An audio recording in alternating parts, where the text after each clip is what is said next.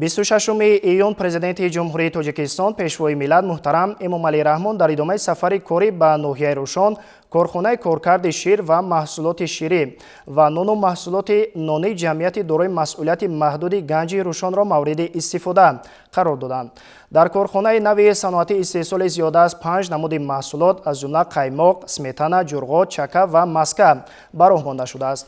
корхона дар заминаи дастуру ҳидоятҳои роҳбарияти олии давлат аз ҷониби соҳибкори ватанӣ Мулкибек Сафарбеков бо мақсади таъмини аҳолӣ бо маҳсулоти табиӣ ва аз лиҳози экологӣ тозаю безарар сохта шуда бо халтаҳои муосири истеҳсолӣ таъмин гардидааст.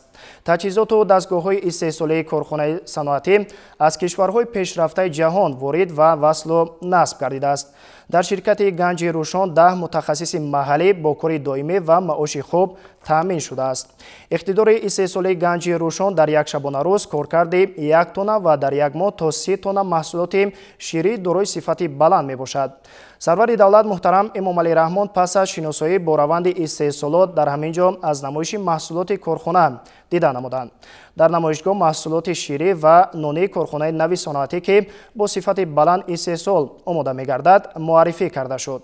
пешвои миллат зимни шиносоӣ бо маҳсулоти истеҳсолии корхона барои риояи қоидаҳои бехатарӣ ҳангоми коркарди шир ва бандубасти он дар асоси стандартҳои миллию байналмилалӣ ба масъулон дастуру маслиҳатҳо доданд. масъулин нақша доранд ки дар оянда истеҳсоли панирро ба роҳ монанд. пешвои миллат муҳтарам Эмомалӣ Раҳмон ба соҳибкорон барои мусоида дар татбиқи ҳадафи чоруми саноати кунонӣ бо суръати кишвар ва барои таъсиси ҷойҳои нави корию ба роҳ мондани истеҳсоли маҳсулоти ивазкунандаи воридот изҳори сипос намуданд.